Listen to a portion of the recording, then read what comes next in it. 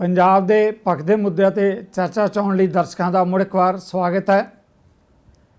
केंद्र सरकार होवे जां पंजाब सरकार होवे, जो आप किसानी के मुद्दों ते गल करते हैं, वड्डे वड्डे पैकेज जिहड़े हैगे ऐलान किए जाते हैं। कदे केंद्र वालों कहा जाता है, कदे पंजाब सरकार वालों कहा जाता है कि किसानों के बहुत वड्डे हितैषी है। पर जितों तक माहरां का सवाल है, किसानों का सवाल है, जमीनी हकीकतां इहदे नालों बिल्कुल वक्खरियां हुंदियां। एक बहुत ही उगे विद्वान ने गल कही है कि कदे भी अंकड़ां दे नाल पेट भरिया नहीं जा सकता।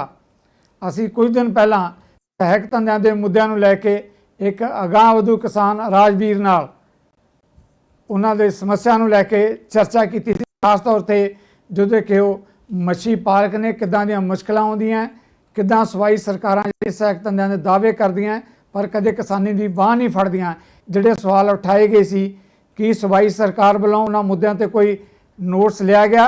राजवीर, पिछले तरह गल की सी, तुसीं मच्छी पालन का बहुत वड्डी पद्धर ते धंधा करते हो, तुहाडे नाल बहुत सारे नौजवान भी जुड़े हुए है। जिहड़े मुद्दों ते आपां चर्चा की सी, जिहड़ियां मुश्किलां आईयां सी, सरकार वालों किसी किस्म का कोई नोट्स लिया गया जां कोई पुछगिछ होई तुहाडी?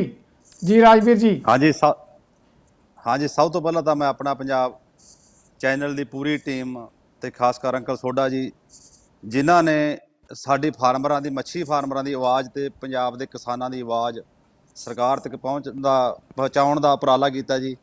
मैं सारे फार्मरां वालों ते अपने वालों तਹਿ दिलों धन्नवाद करदा चैनल दा जी। पिछले दिनां दे विच जो कि मैनू चैनल ते तुसीं लै के साडी आवाज़ जिहड़ी साडे दुख तकलीफां सरकार तक पहुँचाउण दी कोशिश कीती है, वो काफ़ी हद तक सफल होईयां लगदियां जी।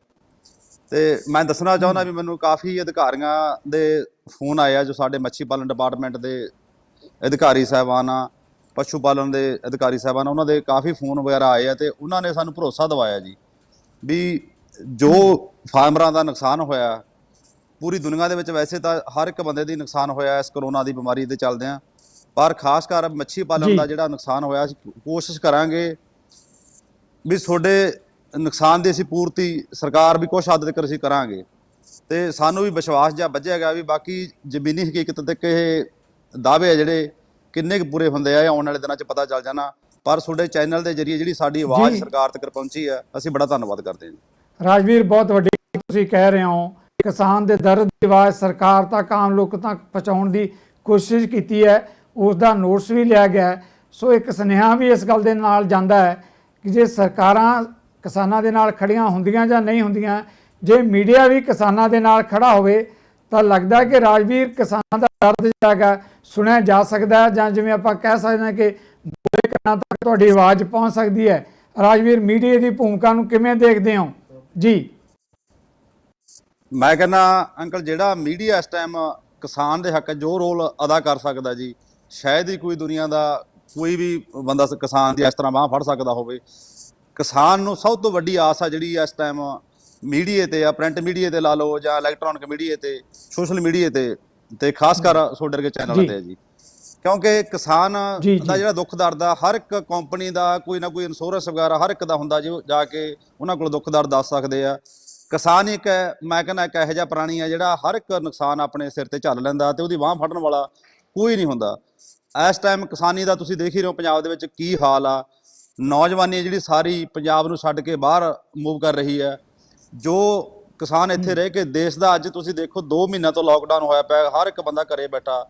किसान के जरिए ही उन्होंने सब्जियां पहुँच रही, किसान के जरिए उन्होंने दुध पहुँच रहा, किसान के जरिए उन्होंने खाण पीण वाला जिहड़ा अनाज है जिहड़ा किसान पैदा करता खून पसीने की मेहनत के नाल, वो हर एक बंदे ताईं पहुँचता हो रहा।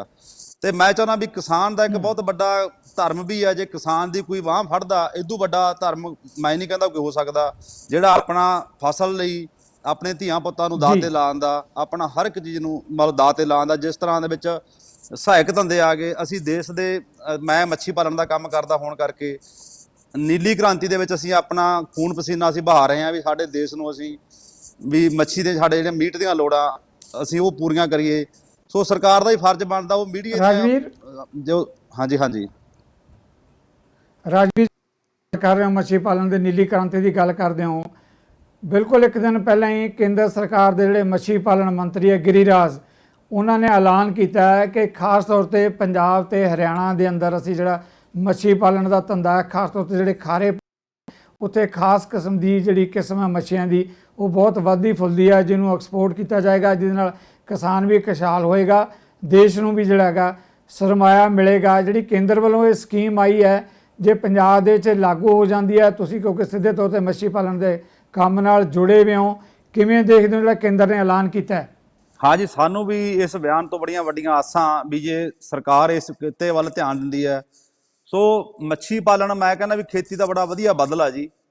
ਇਸ ਟਾਈਮ ਸਾਡੇ ਦੇਸ਼ ਨੂੰ ਜਿਹੜੀ ਲੋੜ ਹੈਗੀ ਹੈ ਮੱਛੀ ਪਾਲਣ ਦੀ, ਅਸੀਂ ਬਾਹਰੋਂ ਪੂਰੀ ਕਰ ਰਹੇ ਹਾਂ। ਸਾਡੇ ਦੇਸ਼ ਦੀ ਜਿਹੜੀ ਪ੍ਰੋਡਕਸ਼ਨ ਆ ਉਹ ਉਨੀ ਹੈ ਨਹੀਂ ਜਿੰਨੀ ਚਾਹੀਦੀ ਹੈ। ਮੱਛੀ ਪਾਲਣ ਦਾ ਮੰਡੀਕਰਨ ਬੜਾ ਵਧੀਆ। ਮੈਂ ਚਾਹੁੰਦਾ ਵੀ ਸਰਕਾਰ ਜੇ ਇਸ ਕਿੱਤੇ ਨੂੰ ਧਿਆਨ ਦੇਵੇ, ਪੰਜਾਬ ਦੇ ਕਿਸਾਨ ਹਰ ਇੱਕ ਕਿੱਤੇ ਦੇ ਵਿੱਚ ਮੂਹਰੀ ਹੋ ਕੇ ਉਹਨਾਂ ਨੇ ਬੜਾ ਵੱਡਾ ਰੋਲ ਪੈਦਾ ਕੀਤਾ ਹੈਗਾ। ਜੇ ਸਹਾਇਕ ਧੰਦੇ ਲਾ ਲਓ, ਦੁੱਧ ਦਾ ਲਾ ਲਓ, ਡੇਅਰੀ ਪਾਲਣ ਦਾ ਲਾ ਲਓ, ਮੁਰਗੀ ਪਾਲਣ ਦਾ ਲਾ ਲਓ, ਮੱਛੀ ਪਾਲਣ ਦਾ ਲਾ ਲਓ, ਪਰ ਮਾਰ ਕਿੱਥੇ ਪੈਂਦੀ? ਸਾਡੇ ਜਿਹੜੇ ਪੰਜਾਬ ਦੇ ਕਿਸਾਨ ਆਂਗੇ, ਸਾਡੀ ਕੋਈ ਬਾਂਹ ਫੜਨ ਵਾਲਾ ਇੱਥੋਂ ਦੀਆਂ ਸਰਕਾਰਾਂ ਦਾ ਤੁਸੀਂ ਸਿਸਟਮ ਦੇਖ ਰਹੇ ਹੋ, ਬਿਆਨ ਦੇ ਕੇ ਉਹਨੂੰ ਹਕੀਕਤ ਦੇ ਵਿੱਚ ਅਮਲੀ ਜਾਮਾ ਨਹੀਂ ਪਨਾਇਆ ਜਾਂਦਾ। ਜੋ ਅਧਿਕਾਰੀ ਸਾਹਿਬਾਨ ਆ ਉਹ ਕਹਿੰਦੇ ਸਾਨੂੰ ਸਰਕਾਰ ਨੇ ਐਲਾਨ ਹੀ ਕੀਤੇ ਆ, ਉਹ ਹਕੀਕਤ ਦੇ ਵਿੱਚ ਫਾਰਮਰ ਤੱਕ ਕੋਈ ਸੁੱਖ ਸਹੂਲਤ ਜਿਹੜੀ ਨਹੀਂ ਪਹੁੰਚਦੀ। ਸੋ ਅਸੀਂ ਇਸ ਕੇਂਦਰੀ ਮੰਤਰੀ ਜੀ ਦੇ ਬਿਆਨ ਤੋਂ ਬੜੇ ਸੰਤੁਸ਼ਟ ਲੱਗਦੇ ਵੀ ਜੇ ਉਹ ਆਉਣ ਵਾਲੇ ਦਿਨਾਂ 'ਚ ਸਾਡੇ ਜ਼ਮੀਨੀ ਹਕੀਕਤ ਦੇ ਸਾਡੀ ਆਵਾਜ਼ ਫਾਰਮਰਾਂ ਤੱਕ ਜਿਹੜੀ ਸਹੂਲਤ ਆ ਸਰਕਾਰ ਵੱਲੋਂ ਪਹੁੰਚਦੀ ਕਰਨ, ਸੋ ਅਸੀਂ ਉਹਨਾਂ ਦੇ ਬੜੇ ਧੰਨਵਾਦੀ ਹੋਵਾਂਗੇ ਜੀ। ਜਿੱਦਾਂ ਤੁਸੀਂ ਕੇਂਦਰ ਦੇ ਧੰਨਵਾਦ ਦੀ ਗੱਲ ਕੀਤੀ ਹੈ, ਜੇ ਆਪਾਂ ਪੰਜਾਬ ਸਰਕਾਰ ਕੈਪਟਨ ਅਮਰਿੰਦਰ ਸਰਕਾਰ ਦੀ ਗੱਲ ਕਰਦੇ ਹਾਂ, ਕੋਈ ਜਿਹੜੇ ਸਹਾਇਕ ਧੰਦੇ ਆ ਉਹ ਸਿੱਧੇ ਤੌਰ ਤੇ ਸਵਾਈ ਪੱਧਰ ਉੱਤੇ ਜੁੜੇ, ਜੇ ਆਪਾਂ ਡੇਅਰੀ ਦੇ ਧੰਦੇ ਦੀ ਗੱਲ ਕਰਦੇ ਹਾਂ, ਇੱਦਾਂ ਹੀ ਜਿਹੜੇਗਾ ਮਧੂਮੱਖੀ ਪਾਲਣ ਦੀ ਗੱਲ ਕਰਦੇ ਹਾਂ ਜਾਂ ਫੁੱਲਾਂ ਦੀ ਖੇਤੀ ਦੀ ਗੱਲ ਕਰਦੇ ਹਾਂ, ਜਿਹੜੇ ਇੱਦਾਂ ਦੇ ਸਹਾਇਕ ਧੰਦੇ ਆ, ਇਹਨਾਂ ਸਹਾਇਕ ਧੰਦਿਆਂ ਦੇ ਵਿੱਚ ਜਿਹੜੀਆਂ ਸੂਬੇ ਦੀ ਸਰਕਾਰ ਹੈਗੀਆਂ ਉਹ ਕੋਈ ਦਿਲਚਸਪੀ ਵੀ ਲੈਂਦੀਆਂ ਜਾਂ ਸਿਰਫ ਬਰਾਏ ਨਾਮ ਹੀ ਕਹਿੰਦੀਆਂ ਕਿ ਜੀ ਅਸੀਂ ਫਸਲੀ ਵਿਭਿੰਨਤਾ ਕਰਨਾ ਚਾਹੁੰਦੇ ਹਾਂ, ਪਰ ਪ੍ਰੈਕਟੀਕਲ ਤੌਰ ਤੇ ਕਿਸਾਨ ਦੇ ਲਈ ਆ ਕੇ ਕੋਈ ਮਦਦ ਕਰਨ ਲਈ ਤਿਆਰ ਨਹੀਂ ਹੁੰਦੇ? ਕੀ ਜ਼ਮੀਨੀ ਹਕੀਕਤ ਹੈ ਕਿ ਕਿਸਾਨ ਦੇ ਮਦਦ ਦੇ ਲਈ ਖੇਤੀ ਅਧਿਕਾਰੀ ਜਾਂ ਸਰਕਾਰ ਵੱਲੋਂ ਕੋਈ ਇੱਦਾਂ ਦੀਆਂ ਸਕੀਮਾਂ ਨੂੰ ਲੈ ਕੇ ਹੇਠਲੇ ਪੱਧਰ ਤੇ ਕਿਸਾਨਾਂ ਨਾਲ ਗੱਲਬਾਤ, ਡਿਸਕਸ਼ਨਸ, ਉਹਨਾਂ ਦੇ ਖੇਤਾਂ 'ਚ ਜਾ ਕੇ ਪੁੱਛਗਿੱਛ ਕੀਤੀ ਜਾਂਦੀ ਹੈ? ਜੀ ਰਾਜਵੀਰ। ਹਾਂਜੀ, ਬੜਾ ਵਧੀਆ ਤੁਸੀਂ ਸਵਾਲ ਕੀਤਾ। ਪੰਜਾਬ ਸਰਕਾਰ ਦੀ ਮੈਂ ਗੱਲ ਕਰ ਰਿਹਾ ਜੀ। ਸਰਕਾਰ ਬੜੇ ਵੱਡੇ ਦਾਅਵੇ ਕਰ ਰਹੀ ਆ, ਜਿੰਨਾ ਵੀ ਖੇਤੀ ਡਿਪਾਰਟਮੈਂਟ ਆ ਵੀ ਫਸਲ ਦਾ ਜਿਹੜਾ ਅਸੀਂ ਬਦਲ ਆ ਉਹ ਕੱਢੀਏ ਕੋਈ ਨਾ ਕੋਈ। ਕਿਸਾਨ ਖੁਦ ਵੀ ਇਸ ਚੱਕਰ ਚੋਂ ਨਿਕਲਣ ਨੂੰ ਤਿਆਰ ਆ ਜੀ। ਮੈਂ ਤੁਹਾਨੂੰ ਆਪਣੀ ਗੱਲ ਦੱਸਦਾ ਜੀ, ਮੱਛੀ ਪਾਲਣ ਦਾ ਜਿਹੜਾ ਧੰਦਾ ਇਹਦਾ ਬੜਾ ਵਧੀਆ ਬਦਲ ਆ ਜੀ। ਹਰ ਇੱਕ ਕਿਸਾਨ ਮੈਂ ਕਹਿੰਦਾ ਮੱਛੀ ਪਾਲਣ ਦਾ ਜੇ ਕੰਮ ਕਰੇ ਤਾਂ ਉਹ ਆਪਦੇ ਘਰ ਦੇ ਬੜੇ ਵਧੀਆ ਢੰਗ ਨਾਲ ਜਿਹੜੇ ਖਰਚੇ ਆ ਚਲਾ ਸਕਦਾ। ਸੋ ਸਾਡਾ ਇੱਕ ਹੀ ਵੱਡਾ, ਮੈਂ ਕਈ ਵਾਰੀ ਮੀਟਿੰਗਾਂ ਦੇ ਵਿੱਚ ਮੈਂ 2-4 ਵਾਰੀ ਮੈਨੂੰ ਮੌਕਾ ਮਿਲਿਆ ਸਾਡੇ ਮਾਨਯੋਗ ਮਿਨਿਸਟਰ ਸਾਹਿਬ ਨਾਲ ਵੀ, ਮੱਛੀ ਪਾਲਣ ਨਾਲ ਵੀ ਤੇ ਡਿਪਾਰਟਮੈਂਟ ਨਾਲ ਵੀ ਬੈਠ ਕੇ ਗੱਲ ਕਰਨ ਦਾ। ਮੱਛੀ ਪਾਲਣ ਦਾ ਜਿਹੜਾ ਕਿੱਤਾ ਪਾਣੀ ਤੇ ਡਿਪੈਂਡਡ ਆ ਜੀ। ਸਾਡੇ ਪੰਜਾਬ ਦੇ ਵਿੱਚ ਮੈਂ ਖੁਦ ਮੱਛੀ ਪਾਲਣ ਦਾ ਕੰਮ ਲਗਾਤਾਰ ਪਿਛਲੇ 18-20 ਸਾਲ ਤੋਂ ਰੈਗੂਲਰ ਕਰ ਰਿਹਾ। ਨਹਿਰੀ ਪਾਣੀ ਵੀ ਸਾਨੂੰ ਬਿਲਕੁਲ ਨਹੀਂ ਮਿਲਦਾ ਜਿੰਨਾ ਚਾਹੀਦਾ। ਸਾਡਾ ਜਿਹੜਾ ਟਿਊਬਵੈੱਲ ਦਾ ਪਾਣੀ ਹੈ ਜੀ, ਉਹਨੂੰ ਸਾਨੂੰ ਇੰਡਸਟਰੀ ਰੇਟ ਦੇ ਹਿਸਾਬ ਨਾਲ ਲੱਗ ਕੇ ਜਿਹੜੇ ਬਿਜਲੀ ਦੇ ਬਿੱਲ ਆ ਰਹੇ ਆ, ਜਦ ਕਿ ਖੇਤੀ ਲਈ ਪੂਰੇ ਪੰਜਾਬ ਲਈ ਬਿਜਲੀ ਫ੍ਰੀ ਹੈ। ਮੱਛੀ ਪਾਲਣ ਨੂੰ ਜਿਹੜਾ ਰੇਟ ਲੱਗ ਰਿਹਾ 7 ਰੁਪਏ 8 ਰੁਪਏ ਪ੍ਰਤੀ ਯੂਨਿਟ ਦੇ ਹਿਸਾਬ ਨਾਲ ਸਾਨੂੰ ਜਿਹੜਾ ਬਿੱਲ ਪ੍ਰਤੀ ਮਹੀਨੇ ਦੇ ਹਿਸਾਬ ਨਾਲ ਲੱਗ ਕੇ ਆ ਰਿਹਾ, ਜਿਹਦਾ ਸਾਡਾ ਬੜਾ ਕਮਾਈ ਦਾ ਬੜਾ ਵੱਡਾ ਰੂਪ ਆ ਜਿਹੜਾ ਬਿੱਲਾਂ ਦੇ ਰੂਪ 'ਚ ਹੀ ਨਿਕਲ ਜਾਂਦਾ। ਸੋ ਜਿਹੜਾ ਨਵਾਂ ਫਾਰਮਰ ਮੱਛੀ ਦਾ ਕੰਮ ਕਰਨਾ ਸ਼ੁਰੂ ਵੀ ਕਰਦਾ ਤਾਂ ਉਹ ਇਹਨੂੰ ਇੱਥੇ ਹੀ ਛੱਡ ਕੇ ਹੀ ਤੁਰ ਜਾਂਦਾ, ਕਿਉਂਕਿ ਉਹਨੂੰ ਪਤਾ ਲੱਗਦਾ ਵੀ ਯਾਰ ਅੱਜ ਮੈਂ ਜ਼ਮੀਨ ਠੇਕੇ ਤੇ ਵੀ ਦੇ ਦਾਂ ਤਾਂ ਮੈਨੂੰ ਘੱਟੋ ਘੱਟ 50,000 ਰੁਪਇਆ ਮੇਰਾ ਜ਼ਮੀਨ ਦਾ ਠੇਕਾ ਪੰਜਾਬ ਦੇ ਵਿੱਚ ਚੱਲ ਰਿਹਾ ਮੈਨੂੰ ਮਿਲ ਜਾਣਾ। ਪਰ ਜੇ ਉਹਦੀ ਕਮਾਈ ਬਿੱਲਾਂ ਦੇ ਰੂਪ 'ਚ ਹੀ ਨਿਕਲ ਗਈ, ਮੈਂ ਚਾਹੁੰਦਾ ਵੀ ਸਰਕਾਰ ਨੂੰ ਜੇ ਕਿਤੇ ਨੂੰ ਪ੍ਰਫੁੱਲਤ ਕਰਨਾ, ਸਾਨੂੰ ਵੀ ਸਹੂਲਤਾਂ ਦੇਣੀਆਂ ਚਾਹੀਦੀਆਂ। ਦੇਖੋ ਪੂਰੇ ਪੰਜਾਬ ਦੇ ਵਿੱਚ ਖੇਤੀ ਲਈ ਬਿਜਲੀ ਫ੍ਰੀ ਹੈ। ਮੈਂ ਕਹਿੰਦਾ ਮੱਛੀ ਪਾਲਣ ਦੇ ਕਿੰਨੇ ਕੁ ਬੰਦੇ ਕੰਮ, ਮੱਛੀ ਪਾਲਣ ਦੇ ਵਾਸਤੇ ਵੀ ਸਰਕਾਰ ਨੂੰ ਚਾਹੀਦਾ ਵੀ ਜਿਹੜਾ ਬਿਜਲੀ ਆ ਉਹਨੂੰ ਜਾਂ ਘੱਟ ਰੇਟ ਤੇ ਕਰਨ ਜਾਂ ਫਲੈਟ ਰੇਟ ਤੇ ਕਰਨ, ਤਾਂ ਕਿ ਲੋਕ ਖੇਤੀ ਦਾ ਬਦਲ ਲੱਭ ਕੇ ਇਸ ਕਿੱਤੇ ਦੇ ਵੱਲ ਪ੍ਰੇਰਿਤ ਹੋ ਸਕਣ। ਜੀ ਰਾਜਵੀਰ, ਬਹੁਤ ਮਿਹਰਬਾਨੀ, ਤੁਸੀਂ ਕਿਸਾਨੀ ਨਾਲ ਜੁੜੇ ਮੁੱਦਿਆਂ ਨੂੰ ਉਠਾਇਆ। ਉਮੀਦ ਹੈ ਤੁਹਾਡੀ ਆਵਾਜ਼ ਪਹਿਲਾਂ ਦੀ ਤਰ੍ਹਾਂ ਹੁਣ ਵੀ ਸਰਕਾਰ ਕੋਲੇ ਪਹੁੰਚੇਗੀ। ਬਹੁਤ ਬਹੁਤ ਧੰਨਵਾਦ ਰਾਜਵੀਰ।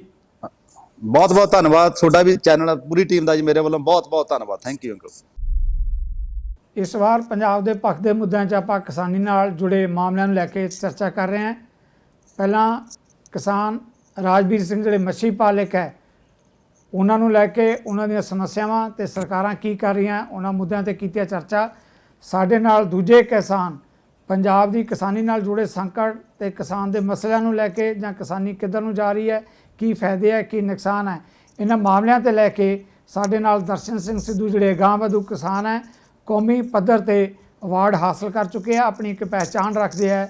ਉਹਨਾਂ ਨਾਲ ਇਸ ਮੁੱਦੇ ਤੇ ਕਰਾਂਗੇ ਗੱਲਬਾਤ। ਦਰਸ਼ਨ ਸਿੰਘ ਸਿੱਧੂ ਜੀ, ਇਸ ਪ੍ਰੋਗਰਾਮ ਦੇ ਵਿੱਚ ਆਉਣ ਲਈ ਮੇਰੀ ਟੀਮ ਵੱਲੋਂ, ਮੇਰੇ ਦਰਸ਼ਕਾਂ ਵੱਲੋਂ ਤੁਹਾਨੂੰ ਵੀ ਜੀ ਆਇਆਂ ਨੂੰ ਸਵਾਗਤ ਹੈ ਤੁਹਾਡਾ। ਮੇਰੇ ਵੱਲੋਂ ਸਾਰੇ ਚੈਨਲ ਨੂੰ ਸਤਿ ਸ੍ਰੀ ਅਕਾਲ ਜੀ। ਸਿੱਧੂ ਸਾਹਿਬ, ਜਿਸ ਮਾਮਲੇ ਤੇ ਆਪਾਂ ਗੱਲ ਕਰ ਰਹੇ ਹਾਂ, ਪੰਜਾਬ ਜਿਹੜਾ ਹੈਗਾ ਬੁਨਿਆਦੀ ਤੌਰ ਤੇ ਖੇਤੀਬਾੜੀ ਕਿਸਾਨੀ ਪ੍ਰਧਾਨ ਸੂਬਾ ਹੈਗਾ। ਸ਼ਾਇਦ ਹੀ ਕੋਈ ਇਹੋ ਜਿਹਾ ਕਿੱਤਾ ਹੋਏਗਾ ਕਿ ਪੂਰਾ ਪਰਿਵਾਰ, ਪੂਰਾ ਟੱਬਰ ਇੱਕ ਕਿੱਤੇ ਨਾਲ ਜੁੜਿਆ ਹੋਵੇ। ਕਿਸਾਨੀ ਦਾ ਪੂਰਾ ਪਰਿਵਾਰ, ਪੂਰਾ ਟੱਬਰ ਉਸ ਕਿੱਤੇ ਨਾਲ ਜੁੜਿਆ ਹੁੰਦਾ ਹੈ। ਇਹਦੇ ਬਾਵਜੂਦ ਜਿਹੜੇ ਗੇ ਕਿਸਾਨ ਖੁਦਕਸ਼ੀਆਂ ਕਰ ਰਹੇ ਹੈ, ਵੱਡੇ ਸੰਕਟ ਦਾ ਸ਼ਿਕਾਰ ਹੈ। ਕੀ ਲੱਗਦਾ ਕਿ ਕੇਂਦਰ ਜਾਂ ਸੂਬਾਈ ਸਰਕਾਰਾਂ ਦੀਆਂ ਨੀਤੀਆਂ ਜਾਂ ਕੋਈ ਹੋਰ ਵਜ੍ਹਾ ਹੈਗੀ ਹੈ ਕਿ ਕਿਸਾਨ ਇੰਨੇ ਡੂੰਘੇ ਸੰਕਟ 'ਚ ਕਿਉਂ ਫਸਿਆ ਵਾ ਨਜ਼ਰ ਆ ਰਿਹਾ ਸਿੱਧੂ ਸਾਹਿਬ? ਹਾਂ ਜੀ, ਕਿਸਾਨ ਜਿਹੜਾ ਇਹ 'ਚ ਦੋ ਕਾਰਨ ਨੇ ਜੀ। ਇੱਕ ਤਾਂ ਜਿਹੜੀ ਸਾਡੀ ਕਿਸਾਨੀ ਸੀ, ਪਹਿਲਾਂ ਅਸੀਂ ਸਾਰਾ ਪਰਿਵਾਰ ਕੰਮ ਕਰਦੇ ਸੀ। ਹੁਣ ਅਸੀਂ ਪਰਿਵਾਰ ਛੱਡ ਕੇ ਛੋਟੇ ਪਰਿਵਾਰ ਹੋ ਗਏ, ਅਸੀਂ ਕੰਮ ਉਹ 'ਚੋਂ ਇੱਕ ਬੰਦਾ ਹੀ ਕਰਦਾ ਜੀ। ਦੂਸਰਾ ਗੱਲ, ਜਿਹੜੀ ਸਾਡੀ ਮਿਹਨਤ, ਹੱਥੀਂ ਮਿਹਨਤ, ਉਹ ਸਾਡੇ ਝੋਨੇ ਤੇ ਕਣਕ ਦੀ ਖੇਤੀ ਨੇ ਛਡਾਤੇ। ਅੱਗੇ ਸਾਡੀ ਨਰਮੇ ਦੀ ਖੇਤੀ ਸੀ, ਸਾਰਾ ਪਰਿਵਾਰ ਕੰਮ ਕਰਦਾ ਸੀ। ਕਣਕ ਝੋਨੇ ਦੀ ਖੇਤੀ ਹੋ ਗਈ, ਇਹ ਸਾਰਾ ਮਸ਼ੀਨਰੀਕਰਨ ਹੋ ਗਿਆ। ਮਸ਼ੀਨਰੀਕਰਨ ਹੋਣ ਕਰਕੇ ਹਰ ਫਾਰਮਰ ਦੇ, ਹਰ ਕਿਸਾਨ ਦੇ, ਛੋਟੇ ਦੇ ਹੱਥ ਵਿੱਚ ਨਹੀਂ ਰਿਹਾ। ਨਰਮਾ ਸੀ, ਗੁੱਡਿਆ ਜਾਂਦਾ ਸੀ, ਚੁਗਿਆ ਜਾਂਦਾ ਸੀ, ਟਿੰਡੇ ਕੱਢੇ ਜਾਂਦੇ ਸੀ, ਸਾਰੇ ਸਾਲ ਦੀ ਖੇਤੀ ਸੀ, ਘਰੇ ਛਟੀਆਂ ਸੀਆਂ, ਜ਼ਮੀਨਦਾਰ ਦਾ ਪੜਦਾ ਸੀ। ਹੁਣ ਝੋਨਾ ਆ ਗਿਆ ਜੀ, ਬਈਏ ਲਾਉਣਗੇ, ਕੰਬਾਈਨ ਕੱਟੂਗੀ, ਮਸ਼ੀਨਰੀ ਦਾ ਕੰਮ ਆ ਗਿਆ। ਜੋ ਸਾਡਾ ਹੁੰਦਾ ਅਸੀਂ ਟਰਾਲੀ ਦੇ ਵਿੱਚ ਪਾਇਆ, ਆੜਤੀ ਦੇ ਲਾਤਾ, ਜੋ ਸਾਡਾ ਪੜਦਾ ਸੀ ਉਹ ਵੀ ਚੱਕਿਆ ਗਿਆ। ਇਸ ਕਰਕੇ ਨਰਮੇ ਦੀ ਖੇਤੀ ਸਾਨੂੰ ਸਾਰੇ ਪਰਿਵਾਰ ਨੂੰ ਕੰਮ ਕਰਾਉਂਦੀ ਸੀ। ਝੋਨੇ ਦੀ ਖੇਤੀ ਜਿਹੜੇ ਸਾਡੀ ਜੇਬ ਚੋਂ ਪੈਸੇ ਲੈ ਕੇ ਜਾਂਦੀ ਹੈ, ਇਹ ਵੱਡਾ ਸੰਕਟ ਬਣ ਗਿਆ ਜੀ। ਖੇਤੀ ਕਰਨ ਦੇ ਢੰਗ ਤਰੀਕੇ ਤੇ ਬਹੁਤ ਵੱਡਾ ਸਵਾਲ ਜਿਹੜਾ ਖੜਾ ਹੋ ਗਿਆ। ਪਰ ਜਿਹੜਾ ਝੋਨਾ ਲਾਉਣ ਦਾ ਕੰਮ ਹੈਗਾ, ਇਹ ਕੇਂਦਰ ਸਰਕਾਰ ਦੀਆਂ ਜਿਹੜੀਆਂ ਨੀਤੀਆਂ ਉਹਨਾਂ ਨੇ ਪੰਜਾਬ 'ਚ ਝੋਨੇ ਦੀ ਖੇਤੀ ਨੂੰ ਲਿਆਂਦਾ। ਜਿੱਦਾਂ ਤੁਸੀਂ ਖੁਦ ਕਹਿ ਰਹੇ ਹੋ ਕਿ ਪੰਜਾਬ ਤਾਂ ਅਲੱਗ-ਅਲੱਗ ਫਸਲਾਂ ਹੁੰਦੀਆਂ ਸੀ। ਹੁਣ ਕੀ ਲੱਗਦਾ ਕਿ ਜਿਹੜਾ ਕਣਕ ਤੇ ਝੋਨਾ ਹੈਗਾ, ਪੰਜਾਬ ਨੂੰ ਇਹਦੇ 'ਤੇ ਨਿਰਭਰ ਰਹਿਣਾ ਚਾਹੀਦਾ ਹੈ ਜਾਂ ਕਿਸਾਨਾਂ ਨੂੰ ਜਿਹੜਾ ਹੈਗਾ ਕੇਂਦਰ ਜਾਂ ਸੂਬਾਈ ਸਰਕਾਰਾਂ ਦੀ ਮਦਦ ਨਾਲ ਇਸ ਕਿੱਤੇ 'ਚੋਂ ਨਿਕਲ ਕੇ ਹੋਰ ਸਹਾਇਕ ਧੰਦਿਆਂ ਵੱਲ ਆਉਣਾ ਚਾਹੀਦਾ ਤਾਂ ਕਿ ਕਿਸਾਨ ਜਿਉਂਦਾ ਰਹਿ ਸਕੇ, ਆਪਣੀ ਰੋਜੀ ਰੋਟੀ ਜੋਗੇ ਪੈਸੇ ਕਮਾ ਸਕੇ? ਇਹਦੇ ਵਿੱਚ ਮੈਂ ਸਾਰੇ ਕਿਸਾਨ ਭਰਾਵਾਂ ਨੂੰ ਹੱਥ ਜੋੜ ਕੇ ਬੇਨਤੀ ਕਰ ਸਕਦਾ ਜੀ ਵੀ ਆਪਾਂ ਖੇਤੀ ਦਾ ਕਿੱਤਾ ਕਰੋ, ਪਲੱਸ ਨਾਲ ਸਹਾਇਕ ਧੰਦਾ ਜ਼ਰੂਰ ਅਪਣਾਓ, ਕੋਈ ਅਪਣਾਓ ਜੋ ਤੁਹਾਡੇ ਮਨ ਨੂੰ ਲੱਗਦਾ ਚੰਗਾ। ਡੇਅਰੀ ਦਾ ਕਰੋ, ਪੋਲਟਰੀ ਦਾ ਕਰੋ, ਫਿਸ਼ ਦਾ ਕਰੋ, ਜੋ ਚੰਗਾ ਲੱਗਦਾ ਉਹ ਕਰੋ, ਪਰ ਕਰੋ ਜ਼ਰੂਰ। ਜਿਹੜੀ ਰਹਿ ਗਈ ਗੱਲ, ਤੁਸੀਂ ਸਵਾਲ ਕੀਤਾ ਵੀ ਇਹਨੂੰ ਕਿਵੇਂ ਚੱਲੂ ਤਾਂ ਇਹ ਤਾਂ ਜੀ ਸਰਕਾਰ ਦੀਆਂ ਪਾਲਿਸੀਆਂ ਵਧੀਆ ਬਣਨ, ਫਿਰ ਇਹ ਚੱਲੂਗਾ। ਜੇ ਸਰਕਾਰ ਦੀਆਂ ਪਾਲਿਸੀਆਂ ਨਹੀਂ ਵਧੀਆ ਬਣਨਗੀਆਂ, ਪੈਦਾ ਕਰਵਾ ਲੈਣਗੇ, ਨਹੀਂ ਵਿਕਣਗੇ ਤਾਂ ਫਿਰ ਔਖਾ ਆ ਜੂ। ਅੱਗੇ ਰਹਿ ਗਈ ਝੋਨੇ ਦੀ ਗੱਲ ਜੀ। ਅਸੀਂ ਹੁਣ ਝੋਨੇ ਨੂੰ ਜੀ ਇਸ ਵਾਰੀ ਪ੍ਰਮਾਤਮਾ ਨੇ, ਸਾਡੇ ਕਰੋਨਾ ਨੇ ਇੱਕ ਸਾਨੂੰ ਐਡੀ ਨਵੀਂ ਚੀਜ਼ ਦੇਤੀ ਵੀ ਸਾਡੇ ਕੋਲ ਲੇਬਰ ਦੀ ਕਮੀ ਹੈ ਜੀ। ਹਰ ਬੰਦਾ ਮਸ਼ੀਨ ਨਾਲ ਝੋਨਾ ਬੀਜ ਰਿਹਾ। ਡਾਕਟਰ ਦਲੇਰ ਸਿੰਘ ਕਿੰਨੇ ਸਾਲ ਤੋਂ ਰੌਲਾ ਪਾ ਰਹੇ ਆ ਵੀ ਇਹਨੂੰ ਜਿਹੜੀ ਕੱਦੂ ਕਰਕੇ ਝੋਨਾ ਨਾ ਲਾਇਆ ਜਾਵੇ, ਇਹਨੂੰ ਪੱਟਾਂ ਦੇ ਉੱਪਰ ਝੋਨਾ ਲਾਇਆ ਜਾਵੇ ਜਾਂ ਸਿੱਧਾ ਬਿਜਾਈ ਕਰਕੇ ਝੋਨਾ ਲਾਇਆ ਜਾਵੇ। ਅਸੀਂ ਉਹਨਾਂ ਦੀ ਸੋਚ ਤੇ ਚੱਲਦੇ ਇਸ ਵਾਰੀ ਮੈਂ ਸਾਰਾ ਝੋਨਾ ਬੱਟਾਂ ਦੇ ਉੱਪਰ ਮਸ਼ੀਨ ਨਾਲ ਡਰਿਲ ਕਰ ਰਿਹਾ ਜੀ। ਦੇਖੋ, ਮੈਂ ਜਿਹੜੀ ਗੱਲ ਪਹਿਲਾਂ ਕਹਿਣਾ ਹੁੰਦਾ ਵੀ ਜਿਹੜੀ ਮੈਂ ਮਸ਼ੀਨ ਤਿਆਰ ਕਰਵਾਈ ਹੈ ਜੀ, ਮੈਂ ਸਾਰੇ ਸਿਆਲ 'ਚ ਲੱਗ ਕੇ ਮਿਸਤਰੀ ਤੋਂ ਮਸ਼ੀਨ ਤਿਆਰ ਕਰਵਾ ਲਈ। ਹੁਣ ਸਬਸਿਡੀ ਲੈਣ ਵੇਲੇ ਮੇਰੀ ਕਾਪੀ ਕਰਕੇ ਵੱਡੀਆਂ ਫਰਮਾਂ ਕੱਲ ਨੂੰ ਸਬਸਿਡੀ ਲੈਣੀਆਂ, ਉਹ ਲੈ ਜਾਣਗੀਆਂ। ਜਿਹੜੀਆਂ ਛੋਟੀਆਂ ਫਰਮਾਂ ਨੇ ਮਿਹਨਤ ਕਰਕੇ ਲੇਬਰ 'ਚੋਂ ਕੱਢਿਆ, ਸਾਡੀ ਜ਼ਮੀਨ ਬਚਾਊਗੀ, ਸਾਡੀ ਜ਼ਮੀਨ 'ਚ ਗੰਡੋਏ ਪੈਦਾ ਹੋਣਗੇ, ਸਾਡਾ ਝਾੜ ਵਧੂਗਾ। ਦੇਖੋ ਨਾਲ ਗੱਲ ਇਹ, ਪਰ ਇਹ ਕਰਨ ਵਾਸਤੇ ਮਿਹਨਤ ਕਿੰਨੀ ਲੱਗਦੀ ਆ, ਕਿੰਨੀ ਅਸੀਂ ਕਰਦੇ ਆ, ਉੱਥੇ ਉਹ ਸਾਨੂੰ ਪਤਾ ਜਿਹੜੇ ਅਸੀਂ ਕਰਦੇ ਆ। ਦੂਸਰੇ ਵਾਸਤੇ ਦੇਖਣ ਵਾਸਤੇ ਉਹ ਲੱਗਦਾ ਵੀ ਇਹ ਤਾਂ ਟੱਕਰਾਂ ਮਾਰੀ ਜਾਂਦੇ ਆ, ਇਹ ਤਾਂ ਮੂਰਖ ਨੇ। ਸਿੱਧੂ ਸਾਹਿਬ, ਬਹੁਤ ਅਹਿਮ ਗੱਲ ਕੀਤੀ ਹੈ ਕਿ ਕਿਸਾਨ ਜਿਹੜੇ ਆਪ ਤਜਰਬੇ ਕਰਦਾ ਉਹਦਾ ਫਾਇਦਾ ਵੱਡੀਆਂ ਫਰਮਾਂ ਵਾਲੇ ਉਠਾਉਂਦੇ ਆ। ਕੀ ਲੱਗਦਾ ਕਿ ਜਿਹੜੇ ਕਿਸਾਨ ਦੇ ਤਜਰਬੇ ਹੈਗੇ ਆ, ਜਿਹੜੇ ਖੇਤੀ ਅਧਿਕਾਰੀ ਆ ਜਾਂ ਸਰਕਾਰੀ ਨੁਮਾਇੰਦੇ ਆ, ਉਹਨਾਂ ਨੂੰ ਕਿਸਾਨਾਂ ਕੋਲੇ ਆ ਕੇ ਜਿਹੜੇ ਅਗਾਂਹ ਵਧੂ ਕਿਸਾਨ ਹੈ ਉਹਨਾਂ ਦੀ ਸਿੱਧੇ ਤੌਰ ਤੇ ਮਦਦ ਕਰਨੀ ਚਾਹੀਦੀ ਹੈ, ਨਾ ਕਿ ਕਿਸਾਨ ਜਿਹੜੇ ਹੈਗੇ ਅੱਗੇ ਵਪਾਰੀਆਂ ਤੇ ਨਿਰਭਰ ਹੋ ਜਾਣ। ਤੁਹਾਨੂੰ ਲੱਗਦਾ ਕਿ ਜਿਹੜੇ ਤੁਹਾਡੇ ਨਵੀਆਂ ਗੱਲਾਂ, ਜਿਹੜੀ ਤੁਸੀਂ ਨਵੀਆਂ ਖੋਜਾਂ ਕੀਤੀਆਂ, ਨਵੇਂ ਕੋਈ ਔਜ਼ਾਰ ਤਿਆਰ ਕੀਤੇ ਆ, ਜਿਵੇਂ ਤੁਸੀਂ ਝੋਨੇ ਦੀ ਗੱਲ ਕਰ ਰਹੇ ਹੋ, ਉਹਦੇ ਲਈ ਸਰਕਾਰ ਨੂੰ ਚਾਹੀਦਾ ਕਿ ਸਿੱਧੀ ਮਦਦ ਕੀਤੀ ਜਾਵੇ ਕਿਸਾਨੀ ਦੀ। ਇਹਦੇ ਵਿੱਚ ਸਭ ਤੋਂ ਵੱਡੀ ਪ੍ਰੋਬਲਮ ਇਹ ਆ ਗਈ, ਤਜਰਬਾ ਮੈਂ ਕਰ ਰਿਹਾ ਜੀ, ਖੇਤੀਬਾੜੀ ਡਿਪਾਰਟਮੈਂਟ ਸਾਨੂੰ ਕਿਸਾਨ ਵੀ ਨਹੀਂ ਸਮਝ ਰਿਹਾ। ਯੂਨੀਵਰਸਿਟੀ ਹੈ ਜੀ, ਯੂਨੀਵਰਸਿਟੀ ਦੇ ਵਿੱਚ ਜਦੋਂ ਰਿਸਰਚ ਕਮੇਟੀ ਦੇ ਵਿੱਚ ਮੈਂ ਮੈਂਬਰ ਆ, ਉੱਥੇ ਗੱਲਾਂ ਆਉਂਦੀਆਂ ਨੇ ਜੀ KVK ਚ, ਉੱਥੇ ਡਾਕਟਰ ਵੀ ਮੰਨਣ ਨੂੰ ਤਿਆਰ ਨਹੀਂ, ਕਿਉਂਕਿ ਜਦੋਂ ਕਿਸਾਨ ਦਾ ਤਜਰਬਾ ਸਫਲ ਹੁੰਦਾ ਜੀ ਤਾਂ ਉੱਥੇ ਪ੍ਰੋਬਲਮ ਇਹ ਬਣ ਜਾਂਦੀ ਆ ਵੀ ਤਨਖਾਹ ਤਾਂ ਅਸੀਂ ਲੈਨੇ ਆ, ਸਾਡਾ ਸਿਹਰਾ ਆਵੇ। ਉੱਥੇ ਸਿਹਰੇ ਦਾ ਰੌਲਾ ਪੈ ਜਾਂਦਾ, ਕਿਸਾਨ ਨੂੰ ਪਿੱਛੇ ਕਰ ਦਿੱਤਾ ਜਾਂਦਾ, ਆਪਦੇ ਸਿਹਰੇ ਵਾਸਤੇ ਜ਼ੋਰ ਲੱਗਦਾ। ਇਸ ਕਰਕੇ ਸਾਨੂੰ ਖੇਤੀਬਾੜੀ ਡਿਪਾਰਟਮੈਂਟ ਇੱਥੋਂ ਤੱਕ ਆ ਕਿ ਕਿਸੇ ਫੰਕਸ਼ਨ ਵਿੱਚ ਵੀ ਨਹੀਂ ਬੁਲਾਉਂਦਾ ਕਿ ਵੀ ਇਹਨਾਂ ਨੇ ਇਹ ਕੀਤਾ, ਕਿਉਂਕਿ ਉੱਥੇ ਉਹਨਾਂ ਨੂੰ ਪ੍ਰੋਬਲਮ ਸਵਾਲ ਖੜੇ ਹੁੰਦੇ ਆ ਵੀ ਤੁਸੀਂ ਕੀ ਕਰ ਰਹੇ ਹੋ, ਤੁਸੀਂ ਤਨਖਾਹ ਲੈ ਰਹੇ ਹੋ, ਤੁਸੀਂ ਕੀ ਕਰਦੇ ਹੋ, ਤੁਸੀਂ ਕੀ ਕੀਤਾ। ਕਿਸਾਨ ਨੇ ਤਾਂ ਇਹ ਕਰਤਾ, ਕਰਿਆ ਵੀ ਆਪਦੇ ਦਮ ਤੇ ਆ, ਆਪ ਉਹਨੇ ਮਿਹਨਤ ਕਰੀ, ਆਪ ਮਸ਼ੀਨਰੀ ਡਿਜ਼ਾਈਨ ਕਰਾਉਂਦਾ ਜੀ, ਆਪਦਾ ਨਫਾ ਨੁਕਸਾਨ ਵੀ ਆਪ ਲੈਂਦਾ ਜੀ। ਹਾਂਜੀ ਸਿੱਧੂ ਸਾਹਿਬ, ਤੁਸੀਂ ਬਹੁਤ ਵੱਡੀ ਗੱਲ ਕਰ ਰਹੇ ਹੋ। ਜਾਣੀ ਜਿਹੜੇ ਕਿਸਾਨ ਨੀਤੀਆਂ ਘੜਨ ਵਾਲੇ ਲੋਕ ਹੈਗੇ ਆ, ਵਿਦਵਾਨ ਹੈ, ਮਾਹਰ ਹੈ, IAS ਅਫਸਰ ਹੈ, ਮੰਤਰੀ ਹੈ, ਉਹ ਏਸੀ ਕਮਰਿਆਂ 'ਚ ਬੈਠ ਕੇ ਨੀਤੀਆਂ ਘੜਦੇ ਆ। ਜਿਹੜਾ ਕਿਸਾਨ ਦਿਨ ਪੋ ਰਾਤ ਮਰਦਾ ਹੈ ਉਹਨੂੰ ਤਾਂ ਪੁੱਛਦੇ ਵੀ ਨਹੀਂ ਹੈ, ਪਰ ਉਹਦਾ ਕ੍ਰੈਡਿਟ ਜਦੋਂ ਕਾਮਯਾਬੀ ਹੋ ਜਾਂਦੀ ਹੈ, ਜਿਵੇਂ ਹੁਣ ਪੰਜਾਬ ਦੇ ਵਿੱਚ ਕਣਕ ਦੀ ਪੈਦਾਵਾਰ ਚੰਗੀ ਹੋਈ ਹੈ ਤਾਂ ਮੁੱਖ ਮੰਤਰੀ ਕੈਪਟਨ ਅਮਰਿੰਦਰ ਸਿੰਘ ਕਹਿ ਰਿਹਾ ਕਿ ਬੱਲੇ ਬੱਲੇ ਜਿਹੜਾ ਹੈਗਾ ਪੰਜਾਬ 'ਚ ਬਹੁਤ ਵੱਡੀ ਪੱਧਰ 'ਤੇ ਕਣਕ ਦੀ ਪੈਦਾਵਾਰ ਹੋਈ ਹੈ, ਪਰ ਇਹਦਾ ਕ੍ਰੈਡਿਟ ਜਿਹੜਾ ਕਿਸਾਨ ਨੂੰ ਮਿਲਣਾ ਚਾਹੀਦਾ ਹੈ। ਤੁਹਾਨੂੰ ਲੱਗਦਾ ਕਿ ਕਿਸਾਨ ਨੂੰ ਤਾਂ ਕਿਸੇ ਨੇ ਫੁੱਟੀ ਕੌਡੀ ਵੀ ਫਾਲਤੂ ਨਹੀਂ ਦਿੱਤੀ, ਬਲਕਿ ਉਹਨਾਂ ਦੀ ਫਸਲ ਵੀ ਸਗੋਂ ਦੇਰ ਨਾਲ ਵਿਕੀ ਹੈ। ਜੀ ਸਿੱਧੂ ਸਾਹਿਬ, ਜੋ ਸਾਰਾ ਸਿਸਟਮ ਹੈਗਾ ਨਾ, ਕੁਦਰਤ ਨੇ ਕਣਕ ਦਾ ਜਿਹੜਾ ਕ੍ਰੈਡਿਟ ਹੈ ਕੁਦਰਤ ਤੇ ਜਾਂਦਾ, ਕਿਉਂਕਿ ਕੁਦਰਤ ਨੇ ਲੰਮਾ ਟਾਈਮ ਠੰਡ ਦਿੱਤੀ ਆ। ਜੇ ਲੰਮਾ ਟਾਈਮ ਠੰਡ ਨਾ ਆਉਂਦੀ, ਫਰਵਰੀ ਦੇ ਵਿੱਚ ਗਰਮ ਮੀਂਹ ਪੈ ਜੇ ਤਾਂ ਜਿਹੜਾ ਕਣਕ ਦਾ ਝਾੜ ਆਟੋਮੈਟਿਕ ਘਟ ਜਾਊਗਾ। ਬਾਰਿਸ਼ ਹੋਏਗੀ, ਠੰਡਾ ਲੰਬਾ ਟਾਈਮ ਚੱਲ ਗਿਆ, ਕਿਸਾਨ ਨੇ ਉਹਦੀ ਮਿਹਨਤ ਕਰੀ, ਧਿਆਨ ਰੱਖਿਆ, ਸਪਰੇਅ ਵਗੈਰਾ ਕਰੀ, ਤਾਂ ਉਹਨੂੰ ਤਾਂ ਉਹੀ ਜਿਹੜਾ ਫਿਕਸ ਰੇਟ ਆ ਉਹੀ ਮਿਲਿਆ ਜੀ। ਸਰਕਾਰ ਦਾ ਨਾਲ ਵਾਧੂ ਹੋ ਗਿਆ, ਸਰਕਾਰ ਨੂੰ ਤਾਂ ਇਹ ਹੋ ਗਿਆ ਵੀ ਇਹਨੇ ਵੱਧ ਪੈਦਾ ਕਰਿਆ, ਸਾਨੂੰ ਸਾਹਮਣਾ ਔਖਾ ਹੋ ਗਿਆ ਜੀ। ਜੀ ਸਿੱਧੂ ਸਾਹਿਬ, ਮੈਂ ਦਰਸ਼ਕਾਂ ਲਈ ਇਹ ਵੀ ਜਾਣਨਾ ਚਾਹੁੰਦਾ ਹਾਂ, ਤੁਸੀਂ ਵੱਡੀ ਪੱਧਰ ਦੇ ਕੌਮੀ ਪੱਧਰ ਦੇ ਅਵਾਰਡ ਹਾਸਲ ਕੀਤੇ ਆ, ਤੁਹਾਡਾ ਇੱਕ ਨਾਂ ਹੈ ਖੇਤੀ ਖੇਤਰ ਦੇ ਅੰਦਰ। ਤੁਸੀਂ ਕਿਹੜੀਆਂ ਫਸਲਾਂ ਹੈਗੀਆਂ ਜਿਹੜੀਆਂ ਆਪਣੇ ਖੇਤ ਦੇ ਵਿੱਚ ਜਿਨ੍ਹਾਂ ਨੂੰ ਤੁਸੀਂ ਅਹਿਮੀਅਤ ਦਿੰਦੇ ਹੋ, ਜਿਨ੍ਹਾਂ ਦੇ ਸਿਰ ਤੇ ਤੁਹਾਡਾ ਨਾਮ ਬਣਿਆ? ਮੈਂ ਤਾਂ ਜੀ ਸਾਲ ਦੇ ਵਿੱਚ 3 ਫਸਲਾਂ ਲੈਣਾ। ਆਲੂ ਦਾ ਰਕਬਾ ਮੈਂ ਕਿੱਲੇ ਨੂੰ 1.5 ਕਿੱਲਾ ਬਣਾ ਕੇ ਬੈੱਡ ਤੇ ਆਲੂ ਲਿਆ ਆਂਦਾ ਜੀ। ਜਿਹੜਾ ਮੈਂ ਖਰਚਾ ਕਿਸਾਨ ਭਰਾ ਕੁਇੰਟਲਾਂ 'ਚ ਕਰ ਰਹੇ ਆ ਰੇਹ ਦਾ, ਫਰਟੀਲਾਈਜ਼ਰ ਦਾ, ਮੈਂ ਉਹਨੂੰ ਕਿਲੋਆਂ ਦੇ ਵਿੱਚ ਲਿਆਇਆ ਆ। ਜਿਹੜਾ ਰਕਬਾ ਜਿਹੜੀ ਸਰਕਾਰ ਨੀਤੀਆਂ ਬਣਾਉਂਦੀ ਆ, ਅਸੀਂ ਡੇਢੀ ਆਮਦਨ ਕਰ ਦਾਂਗੇ ਜੀ। ਮੈਂ 1 ਕਿੱਲੇ ਨੂੰ 1.5 ਕਿੱਲਾ ਬਣਾ ਲਿਆ, ਮੈਂ ਤਾਂ ਆਪਦੇ ਤੌਰ ਤੇ ਕਰਿਆ, ਆਪਦੀ ਮਸ਼ੀਨ ਡਿਜ਼ਾਈਨ ਕਰਵਾਈ ਆ। ਸਿੱਧੂ ਸਾਹਿਬ ਮੈਂ ਜਾਣਨਾ ਚਾਹੁੰਦਾ, ਬੜਾ ਟੈਕਨੀਕਲ ਜਿਹਾ ਸਵਾਲ ਹੈ, ਜਿਹੜਾ ਕਿੱਲੇ ਨੂੰ 1.5 ਕਿੱਲਾ ਕਹਿ ਰਹੇ ਹੋ, ਸ਼ਾਇਦ ਆਮ ਲੋਕ ਵੀ ਸਮਝਣਾ ਚਾਹਣਗੇ ਕਿ 1 ਕਿੱਲਾ ਖਿੱਚ ਕੇ 1.5 ਕਿੱਲਾ ਕਿਵੇਂ ਬਣਾਤਾ ਸਿੱਧੂ ਸਾਹਿਬ ਨੇ? ਉਹ 26 ਇੰਚ ਦੀਆਂ ਆਲੂਆਂ ਦੀਆਂ 2 ਵੱਟਾਂ ਹੁੰਦੀਆਂ ਨੇ ਜੀ, ਉਹ 52 ਇੰਚ ਹੋ ਗਿਆ। ਹਰ ਕਿਸਾਨ ਦੀ 100 ਤੋਂ ਲੈ ਕੇ 110 ਵੱਟ ਹੁੰਦੀ ਹੈ ਜੀ ਲਾਈਨ ਆਲੂਆਂ ਦੀ ਕਿੱਲੇ ਦੇ ਵਿੱਚ। ਜਿਹੜੀ ਮੇਰੀ ਲਾਈਨ ਆ ਉਹ ਮੇਰੀ 1 ਕਿੱਲੇ ਦੇ ਵਿੱਚ 147 ਲਾਈਨਾਂ ਨੇ ਜੀ। ਜਿਹੜੀ ਉੱਥੇ ਇੱਕ ਖਾਲੀ ਬੰਦ ਕਰਕੇ 52 ਇੰਚ ਦਾ ਹੀ ਬੈੱਡ ਬਣਾਇਆ ਜੀ। ਕੋਈ ਮਸ਼ੀਨਰੀ ਚੇਂਜ ਨਹੀਂ ਕਰੀ, ਟਰੈਕਟਰ ਨਹੀਂ ਕੋਈ ਚੇਂਜ ਕਰਨਾ, ਤੇ ਉਹਨੂੰ ਰਕਬਾ ਉੱਥੇ ਆਲੂ ਲੈ ਆਂਦਾ ਜੀ। ਉਹਦੀ ਮਸ਼ੀਨ ਤਿਆਰ ਕਰਵਾ ਲਈ, ਉਹਦਾ ਪਾਣੀ ਲਾਉਣ ਦਾ ਤਰੀਕਾ ਸੌਖਾ ਕਰਤਾ, ਉਹਦੀ ਲੇਬਰ ਖਰਚਾ ਘਟਾਤਾ, ਆਮਦਨ ਵਧਾਤੀ। ਉਹ ਬਦੌਲਤ ਪਰਾਲੀ ਹੋਇਆ ਜੀ। ਮੈਂ 2011 ਤੋਂ ਪਰਾਲੀ ਦਾ ਹੱਲ ਕਰਿਆ ਜੀ। 2011 ਤੋਂ ਪਰਾਲੀ ਨੂੰ ਅੱਗ ਨਹੀਂ ਲਾ ਰਿਹਾ, ਉਸ ਕਰਕੇ ਮੇਰੀ ਉਹ ਜਿਹੜੀ ਰੇਜ ਆ ਉਹ ਸਾਰੀ ਜ਼ਮੀਨ ਦੇ ਵਿੱਚ ਜਾਂਦੀ ਆ, ਜਿਹਦੇ ਨਾਲ ਮੇਰੇ ਝਾੜ ਦਾ ਵਾਧਾ ਹੋਇਆ ਤੇ ਮੇਰੀ ਸਿਹਤ ਜ਼ਮੀਨ ਦੀ ਉਹਦਾ ਸੁਧਾਰ ਹੋਇਆ। ਤੁਸੀਂ ਤਾਂ ਬਹੁਤ ਵੱਡੇ ਵਾਤਾਵਰਨ ਪ੍ਰੇਮੀ ਹੈਗੇ ਆ। ਤੁਸੀਂ ਆਲੂਆਂ ਦੀ ਗੱਲ ਕਰਦੇ ਆ, ਤੁਸੀਂ ਪਰਾਲੀ ਨਹੀਂ ਸਾੜਦੇ। ਮੈਂ ਆਲੂਆਂ ਦੇ ਬਾਰੇ 'ਚ ਸਵਾਲ ਲੈਣਾ ਚਾਹੁੰਦਾ ਹੈ ਕਿ ਤੁਸੀਂ ਹਰ ਸਾਲ ਆਲੂਆਂ ਦੀ ਫਸਲ ਜਿਹੜੀ ਹੈਗੀ ਲਾਉਂਦੇ ਹੋ, ਤਿਆਰ ਕਰਦੇ ਹੋ, ਇਹ ਮੁਨਾਫੇ ਵਾਲਾ ਧੰਦਾ ਰਹਿੰਦਾ ਜਾਂ ਤੁਹਾਨੂੰ ਵੀ ਕਦੇ ਫਾਇਦਾ ਹੋ ਗਿਆ, ਕਦੇ ਨੁਕਸਾਨ ਹੋ ਗਿਆ?